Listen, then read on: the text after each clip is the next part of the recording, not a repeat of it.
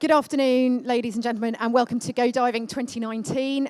Welcome to the main stage. We've got an amazing line-up of speakers today, and the next one is a really, really inspirational lady. So Meghan has flown all the way from Denver, and she's super jet-lagged. She's got 3 days in the UK, and we're really, really pleased that she's spending 2 of them with us here at Go Diving.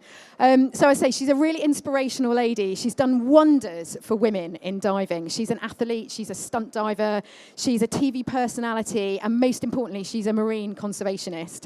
She's set and broken freediving records. She's worked on Hollywood movies like Pirates of the Caribbean, setting up really complex stunts and getting involved in the actors and actresses performing those stunts. She's been treasure hunting in South America. Most recently, she's filmed a series where they took 8 students and trained them to be scuba divers and introduced them to the world of marine science and marine conservation. So sharing her freediving experiences and adventures, but also with a big emphasis on marine conservation. Ladies and gentlemen, please put your hands together for Meghan Heaney-Grier. Thank you. Thank you. Hi, guys. Oh, how's the volume? Is that really loud? Okay, I tend to talk really loud, so I'll try and tone it down so everybody's not backing up across the whole thing. Let me set my bottle down here. Okay. In the spirit of freediving, just because I need this as well, let's just take a deep collective breath. Okay, so everybody deep in. And then out, all the way.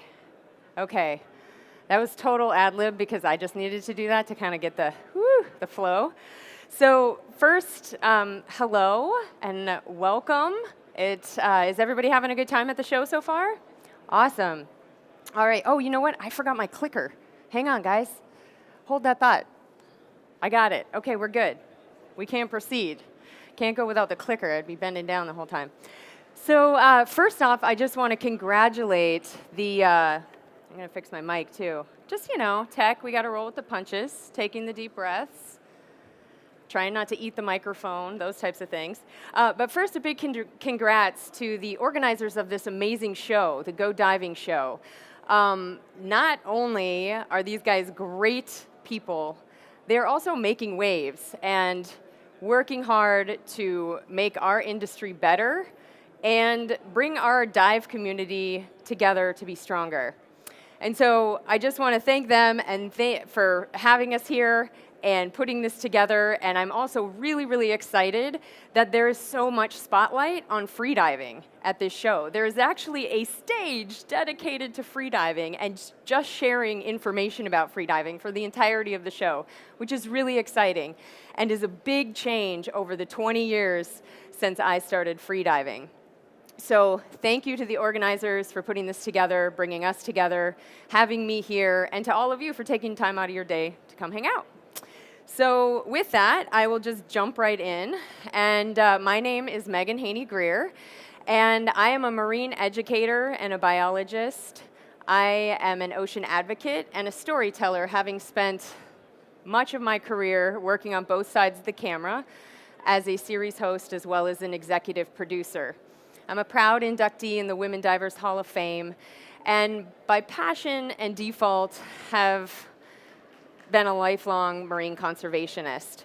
So I'm here today to share with you about my journey in freediving. It's been one of exploration, adventure, and purpose, and really has brought me full circle to the ocean conservation work that I do today. So I chose the title of Freediving Evolution because not only has the sport evolved so incredibly much over the last 20 plus years since I started freediving, but it's also been a driving force for my own personal evolution as well. And basically, and I'm sure a lot of you guys can probably relate to this as divers. Who out here is identifies as a freediver? Oh, wow, cool. All right, so we got some newbies. And then how about who out here identifies as a scuba diver? Awesome. All right. And who was just, drug kicking and screaming by the diveaholic in your life, and you're just here to be supportive? Sweet. All right. So good. There's something here at this show for everybody. Good deal. So, but I'm sure as divers, you all can relate to this, but after you connect with an environment, after you so deeply experience a place, it's followed by this resounding connection to the place, and also this responsibility to protect it. And so I'm sure like a lot of you water babies out there, my journey of enjoying being underwater started very young. When I was 11, my family relocated to the Florida Keys. And even at that young age, I knew I had pretty much hit the geographical jackpot, going from the frozen tundra of Minnesota down to the islands at the end of the world there of the United States in South Florida. And I discovered that I loved having the ocean access right out my door from day one. And it was really, it really was just a place that was this constant source of exploration and adventure and just a treasure box that would literally blow my mind every day. And I was a pretty average kid, and I took to this ocean environment straight away. I had an insatiable appetite for water, and you kids go out and play took on such a different meaning when we were down in the Florida Keys compared to Minnesota, and we were on this rock in the middle of the Atlantic. And people often ask when I was, if this knack for going underwater and freediving and breath hold came at an early age, and it really was just an organic process. I wasn't deep freediving right when I got down there, but it evolved over time. And I basically had a knack for being comfortable underwater, but the deep freediving definitely came later. And my experience in this way was kind of different as far as growing up in the islands. And my sister and I were able to run wild out in the ocean environment, in and underwater, literally every day. And you know, not everybody grows up surrounded by the ocean. Right now, I hail from Colorado these days, and straight up, I do not get underwater as much as I would like anymore. But imagine the impact if every child, and adults for that matter, could experience and get to know and connect with this ocean environment. Because I'm here to tell you, there are so many very exciting and different ways, creative different ways to experience this underwater environment, no matter where we live. So growing up in the Keys, I had kind of a front row seat to the subtle changes that were already starting to happen down there. So, you know, I'm talking like our plastic bags and our septic tanks and our not always sustainable fishing practices.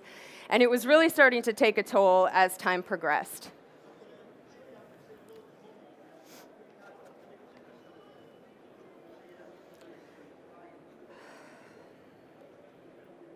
So throughout the next years, over my teen years, I kept up my time in the water and was continuing to free dive. And there, you know, down in the Keys, there really wasn't a whole lot to do if it didn't involve the water. And still today, it's kind of like that. So it was something that we just had in our everyday.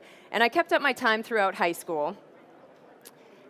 And I was also modeling some at the time. And when I graduated at 17, I decided that this was going to be the way that I could support my fairly intense freediving habit that I had developed. So I was modeling, and I was starting to do a lot more freediving and spending a lot more time out on the water.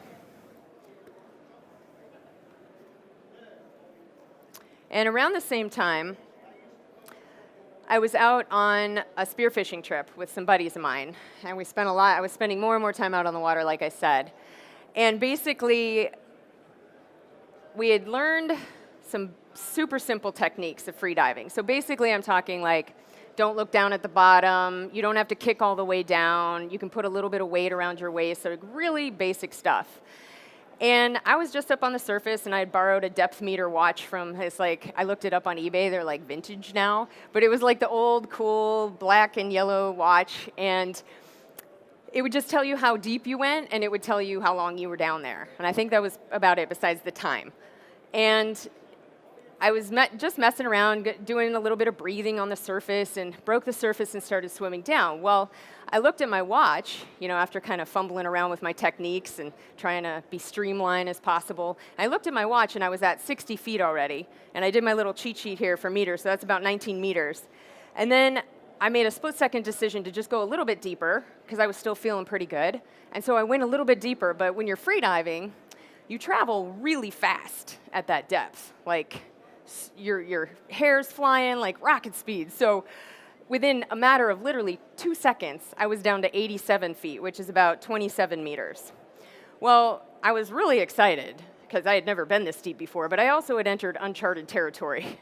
And at this time, mind you, my friends and I, we knew very little to pretty much nothing about deep free diving. And we also, that means we didn't know anything about the inherent dangers of it. So at this point, being ignorant to the danger of shallow water blackout, I was just pretty stoked. I was like, whoa, wait till the guys see my watch when I get back to the surface. So the next dive I did, with my friends looking on, was 120 feet, and that's about 37 meters. And at that point, the research started. I had so many questions. I wanted to know who was doing this, what were the records, how do you train? And from these questions, I basically wanted to figure out and answer these questions and figure out what I could do with this talent I had just stumbled across. And more importantly, how could I work this to make it so I could be underwater all the time? Isn't that a dream, right? Just to be able to do it whenever we wanted. And so, mind you, this was in the mid-1990s. And so this was pre-internet, and all of the research would happen at the library. And so I was packing the Dewey Decimal System and microfiche. Does everybody remember that area? Or era, I mean? Everybody remember that era? Yep. We're dating ourselves. It's okay.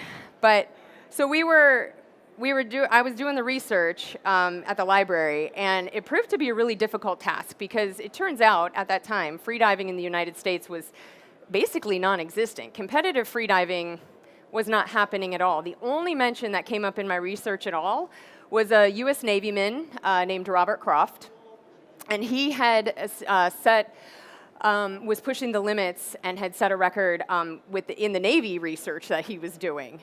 And it was in a different category in a variable weight where you ride a sled down and swim up. And so there were a lot of unknowns in freediving, and there was definitely no clear path on how to train.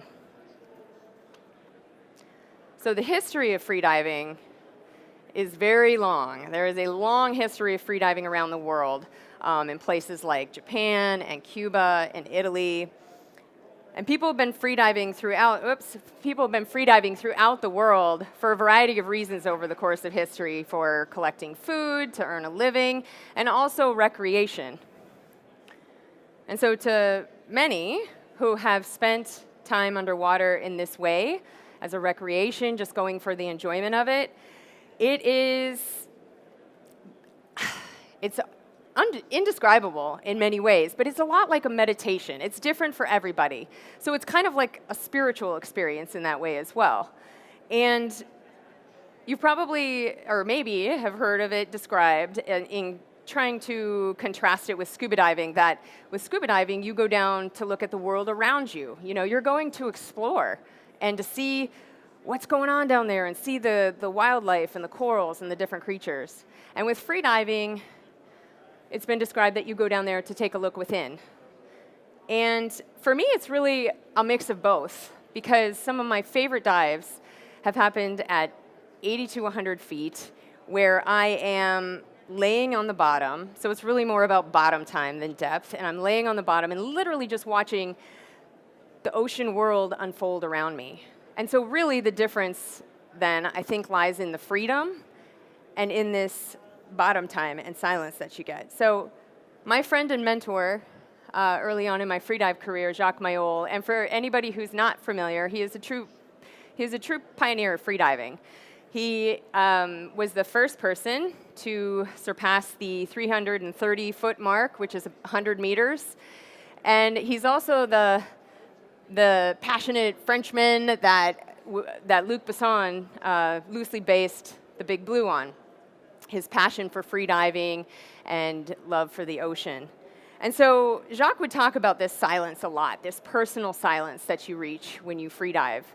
And you really can it's not a silence that you hear in the ocean around you, because when you're freediving and there's no bubbles, there is so much other noise going on, and you hear this hum of the ocean. It really is a hum in your ear, and it's just loud, and you hear the crackle and the fish crunching and all these different things going on.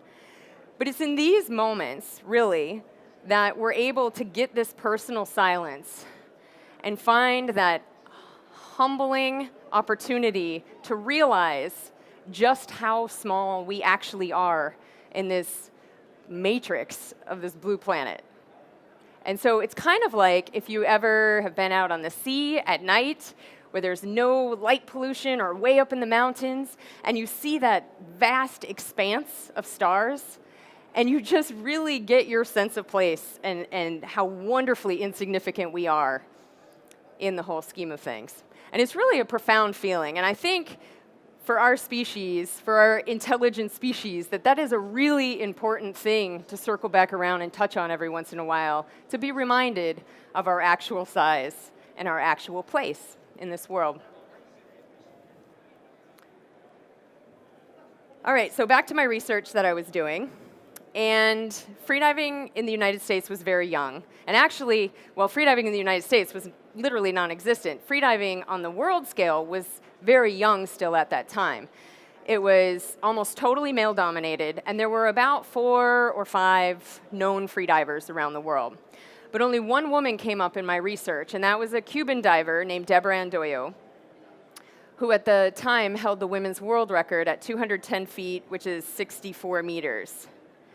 And just to give you a little bit of context of how much freediving, the sport of freediving, has changed over the past 20, 25 years. 2 decades ago, at least from the US perspective and on the national level and many other places as well, there was no cohesive regulation or certification agency. There were no unified safety standards for freediving or for setting records. It was really difficult to find gear, and there were no women's sizes whatsoever back then at all in the freediving world.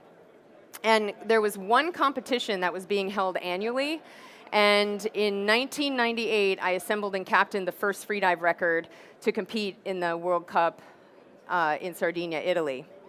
So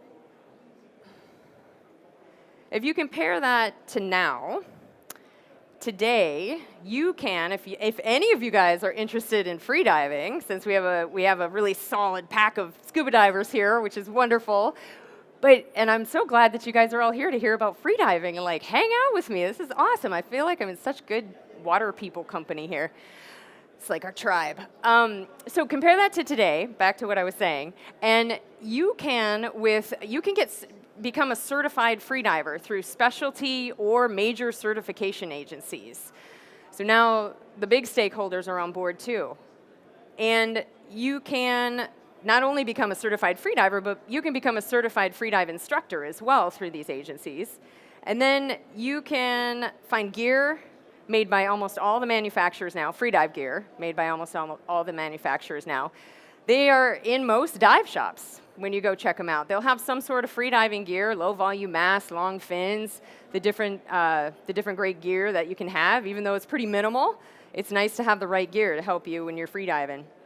Also, with the competitions every year, there are multiple competitions around the world that you can partake in as a freediver if you're interested in competing in any of the many disciplines. That's another difference from then and now. Back then, there were about 3 disciplines. There was the constant weight, which is my category that I was competitive in, where you wear a weight belt, swim down, swim up.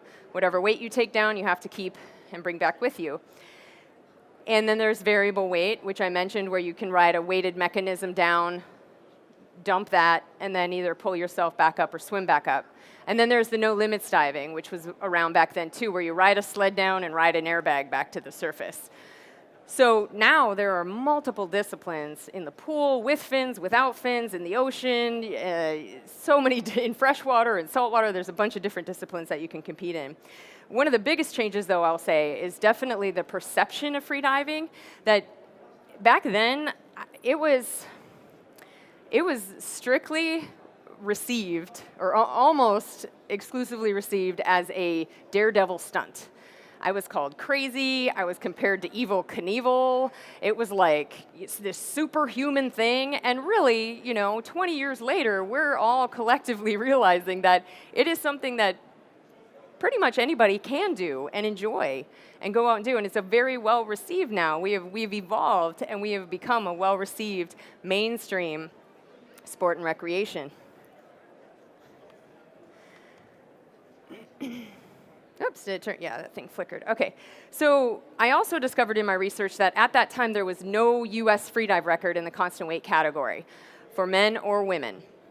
And so that is what I set my sights on, and I started training. And basically my training regimen was a bit of a science experiment because there was no recipe that I was following. I was starting from scratch. And I took a basic athletic training regimen with cardiovascular work, weights, diet, and really getting my body in shape. And then we added apnea, being in a state of breath hold. So I was doing all sorts of strange and random things, holding my breath. Like, people would look at us really strange when I was in the gym training with weights, holding my breath, and somebody was guarding me so I didn't pass out and fall over. And sometimes we would push the car around the island just for exercise, and we had people stopping to see if we needed a ride because we had car trouble, and we're like, no, it's good. We're just, working on our legs for freediving. And they're like, what? What is wrong with you people? And a lot of times we would do, one of my favorites was I would tie a rope around my waist, and my trainers would sit in the dinghy, and then I would just swim and pull them. And one time, they were up there. I was starving because we wanted to finish our training session before we got back into shore. And they were up in the boat eating lunch. And I was like, man, that's just mean. I was like busting, hauling their butts around. So all the hard work paid off. In October of 1996, I established the first freedive record for men and women in the United States in the constant weight category. And this was with a dive to 155 feet, which is 47 meters. And then a little less than a year later, I bettered that record with a dive to 165 feet, which is 50 meters. So the story went out on the AP wire and was picked up by newspapers and magazines all over the country. And it was a wave of headlines. Some were a little bit more entertaining than others. A lot of them played on the daredevil and, the crazy, extreme type of thing. And it made for kind of a shocking story, though. If you think about it, I was this teenager at the time. I was 19 years old, and I was a model, and I was doing this crazy daredevil, Evel Knievel stunt in this man's world of freediving, right? So it wasn't just about setting and breaking records, which I had trained really hard for and was extremely proud of. But it was also breaking through a lot of stereotypes at the time as well. And so before long, it went out in the USA Today newspaper, and Letterman saw it.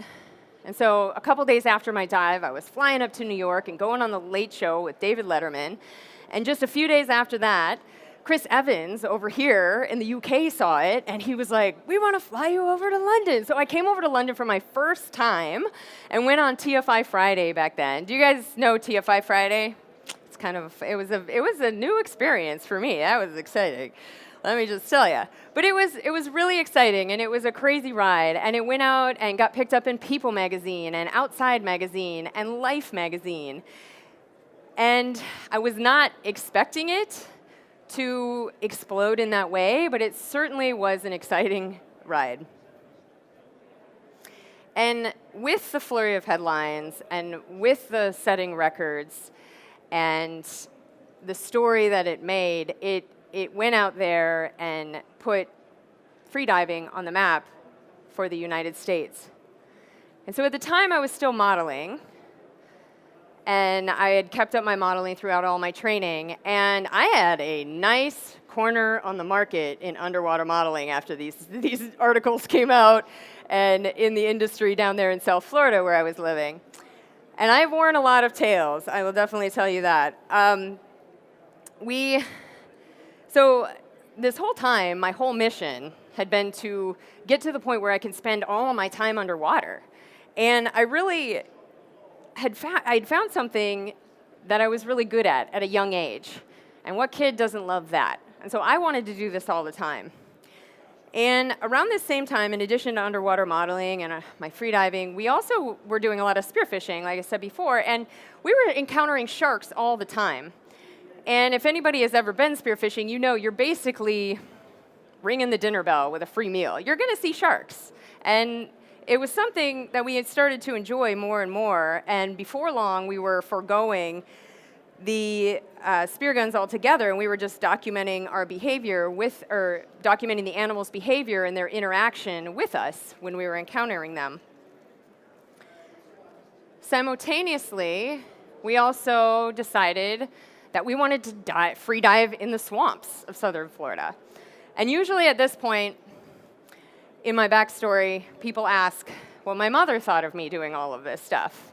And she was part of my team, and she knew what we were doing, but she still, to this day, blames me for all of her gray hair, which I understand on a completely different level now that I am a mom also. And my mom's always like, yeah, you just wait. My little boy's 5, and she's like, you're going to get your payback. And I'm like, oh, I'm sure parents, you can relate to that it's coming. But this was our work with the alligators and the sharks. It was definitely, we were documenting their behavior. We were pushing the perceived limits of the time. And it was also, this was the beginning of my much deeper understanding of our whole role in the natural system.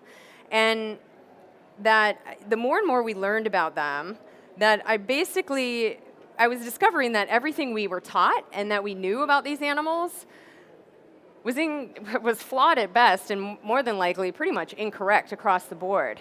And I also started feeling, I was getting so much out of these experiences in the water from the freediving and the animal encounters, and I was starting to just get this feeling of responsibility that I wanted to start giving back, and what can I do to help protect these animals in these places that were clearly, the animals, so misunderstood.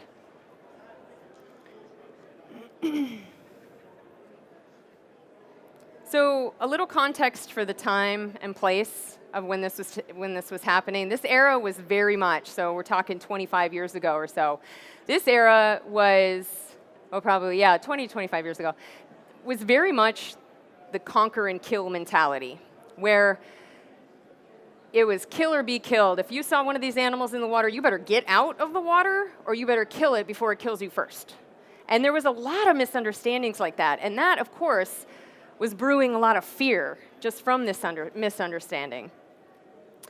And considering, and so in 1999, all of our footage that we'd been collecting over years of diving with these animals from the swamps and the ocean was put together in a series for Animal Planet that came out in 1999. And then it went out on the global scale on segments and television shows all over the world as well. And considering the time and mentality back 2 decades ago, this hands-on approach that we were doing, touching the sharks and lifting the alligators up off the bottom and doing these types of things, it for the mentality of the time, it was a reasonable counterbalance in promoting coexistence and raising awareness about these animals. In today's world, flash forward 20, 25 years later, with our improved, dun dun dun. Oh, back, there we go. I don't know what happened. It went out up here too, right? All right. So in today's world, with improved communication and a better understanding of these animals, which we have now on a global scale, this hands-on approach that we were doing back then, in the name of conservation and coexistence and raising awareness, is outdated. And just as powerful a conservation and coexistence and raising awareness message can be had by giving the animal the respect and space that it deserves. Because really, coexistence is a sharing of power. It is based on mutual respect and giving each other space. And something that I think is important that I learned from that, and how far it's come and where that hands-on approach has gone now in today's world, is that as divers, we represent. We set the tone and influence public opinion. And we set the standards and drive the expectations and what is acceptable in the industry. And that's a really powerful position of influence that all of us are in when we're out there diving and representing, especially if it's making it onto the national news and world news platforms. But with that position of power comes responsibility.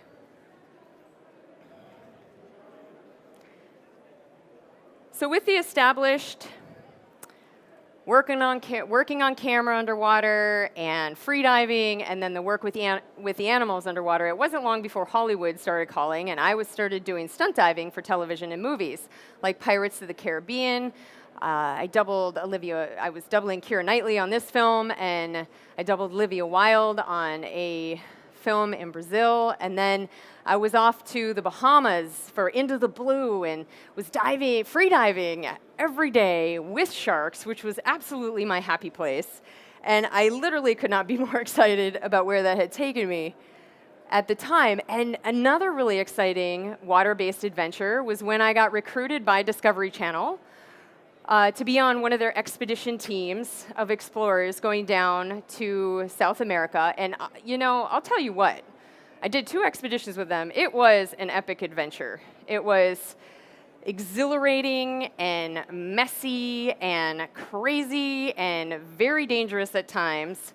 And we were navigating eccentric personalities, team dynamics, and this very aptly named island called Snake Island off the coast of Brazil.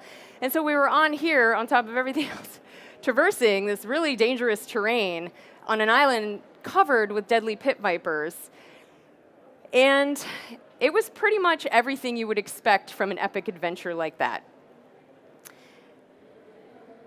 And it landed where I was diving in some of the craziest conditions at the base of waterfalls, and really the island in itself was enough. That was enough.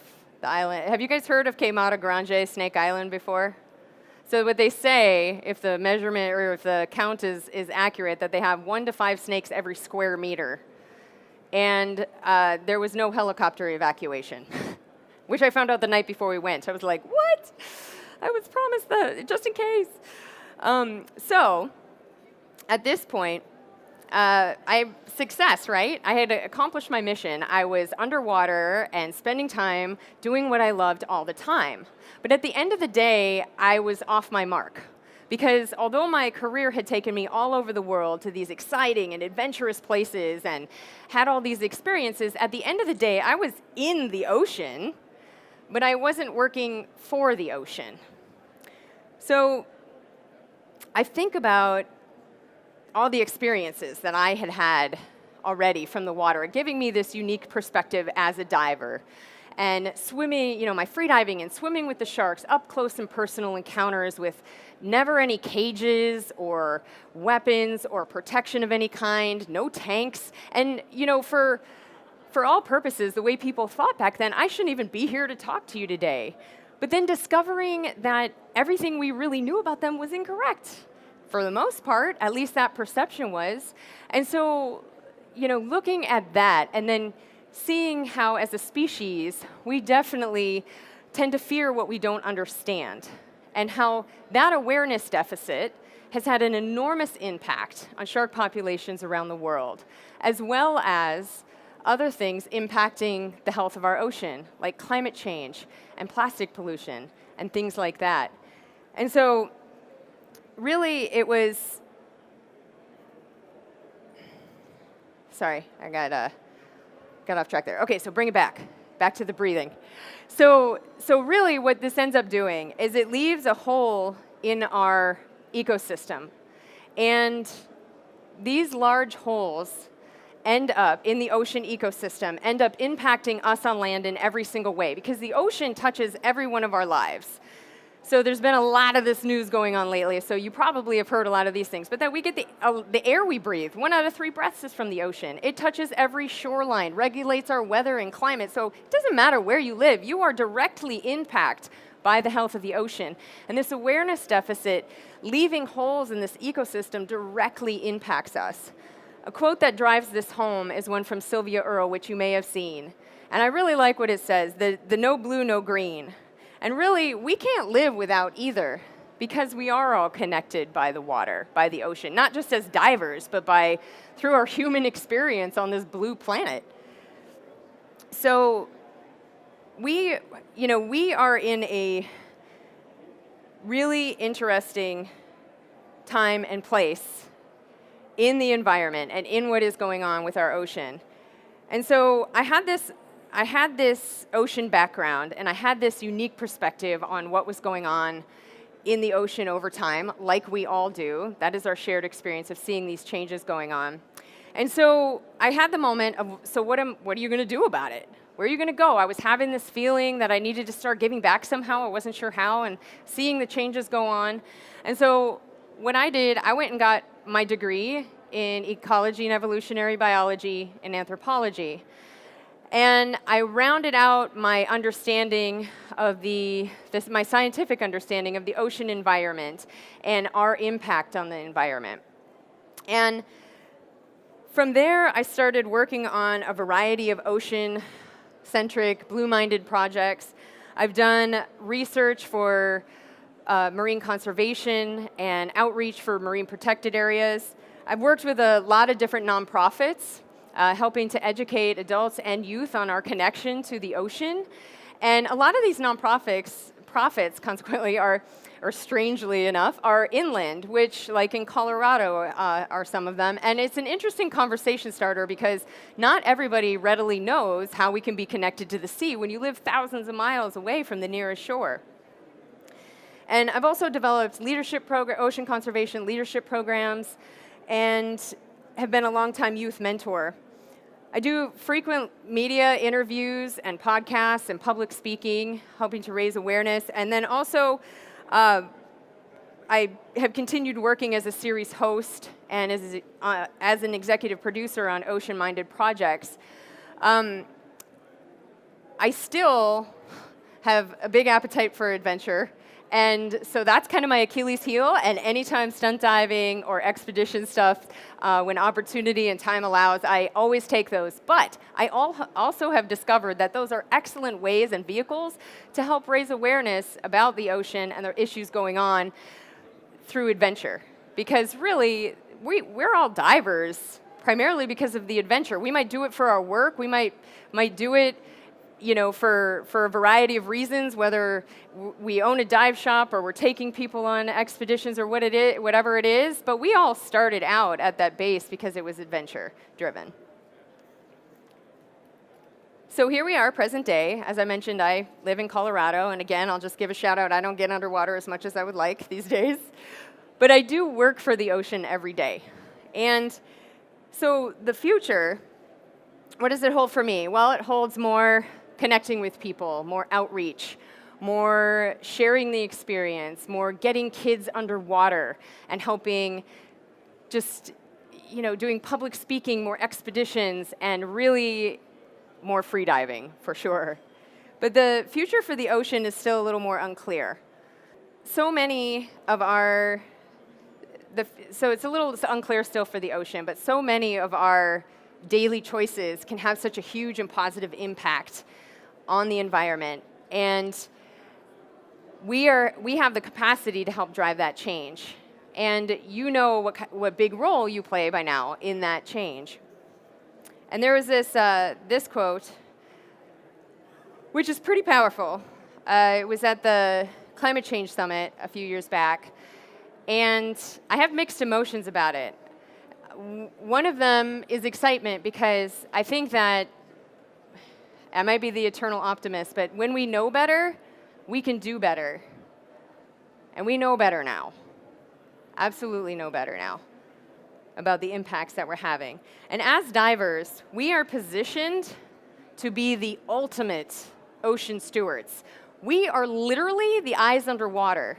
We have the ability to bring the story back and share with people what is actually this firsthand account of what is actually happening down there underwater. And also why it's so important to protect it and the big role that we play in protecting it.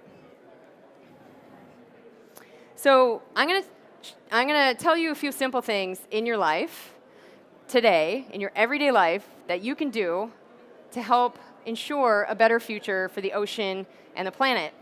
So however you want to do it, you just commit right now to me, to the ocean, to yourself. You can fist bump your neighbor, give a nod to me, pat yourself on the back, whatever you want to do, but commit right now to these things because you do have the power. And more importantly, or equally as importantly, we have the power to pass it on and light the next candle and share that information. Excuse me. So the first thing I want you to do is to commit to giving back. A few ways to do this. One is the 10% rule, which I love this. Because if you're lucky enough to be a diver and getting underwater on a regular basis, commit just 10% of your dives to giving back. You can do this in a couple different ways. A lot of different ways. It can be as simple as just taking a bag with you and picking up trash that you see on your dive. Or you can go big and you can volunteer with an organization that's doing good work for the ocean. And you might be doing some of these things already, which is excellent, but just commit to doing 10%. Another way is to cut plastics. If you're anything like me, I am so tired of hearing and talking about plastics. But it's a really important issue. And there's a lot of good strides happening in the news. There's been a lot of good news over here, which is amazing, about banning plastics. And basically, just cut out the non-essentials, which realistically is almost all, if not all, the single-use plastics. Get yourself an arsenal of reusables, bags, flatware, the coffee mugs, all of that stuff. It can make a big difference. And that's a really simple thing to do. The other thing is drive solutions. Now, we all know the issues. Plastic pollution is a good example. So it's important to have an awareness and an understanding of the issues that are going on. But we also have to have the wisdom to be able to move past that and get into the solution part of the conversation. We can't just sit there and meditate on what's wrong because we won't ever get any action in motion and get to the solutions. So drive those conversations forward. Most of us are probably on social media, and keep that in mind about what's the end game. What are you trying to get at or resolve? Are you trying to just get on there and complain about these problems we have? Or are we wanting to drive the solutions forward? So I want you to commit to driving those solutions forward, because that will actually get to the solutions. The other thing is raise awareness and educate in the world around you. Take somebody in your life by the hand. Take them, share your passion, connect them with the water. And not everybody grows up on an island and is able to see the ocean or grow up with that infusion in your life. But there are so many creative ways to connect youth and ourselves with the ocean, even if you don't live right by it. I mean, that's my everyday. I'm connecting with the ocean from the middle of the country. So it is possible. We can, there's books and movies, and there's amazing marine science camps and classes, and there's aquariums to visit. One of the biggest things is, if you can, get their young minds and eyes underwater. Expose them to that world. We need all the young, brilliant minds coming on board that we can have to help drive these solutions and make the changes happen and help problem solve all of these issues going on impacting our ocean's health.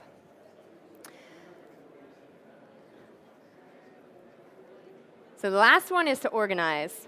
Now, like I said, we are at a really unique moment in time in our industry with freediving coming on board. I think that there's a lot of opportunity here. And so we need to bring our voices and our ideas and our minds together to speak up about the changes we want to see. What's important to us? What standards do we want to set?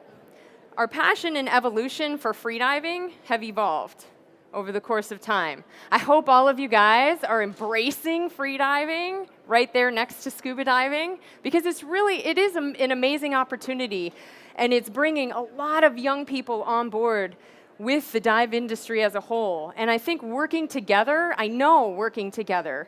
is going to make us stronger and make us more effective in driving changes within the industry and then outside of the industry as well that we need to see to take care of our ocean.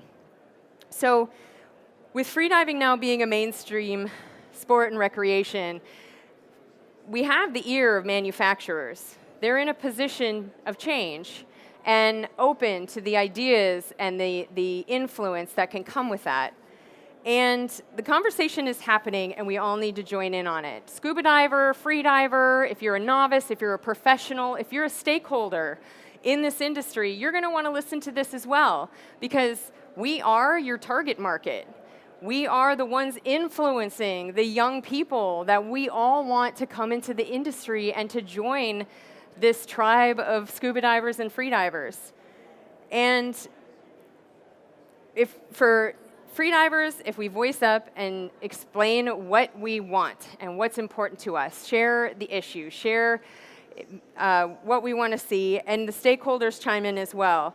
So it's unlikely that all the free divers around the world are going to be in the same room at the same time, but we can all come together online, scuba divers and free divers alike, and we can have the conversation there about what changes we want to see and what's important to us, and speak up in that way.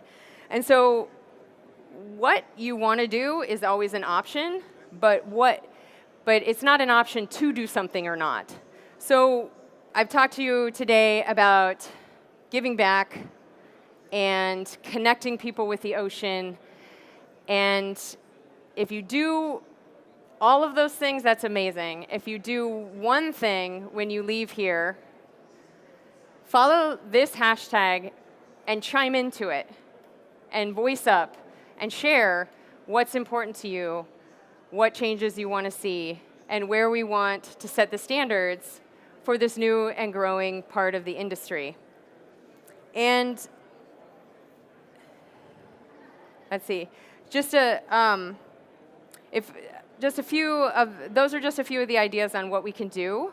But if we want to influence change, we need to speak up. And if we don't do it, somebody else will. And they may not have the same intentions and want the same things for the ocean that we do.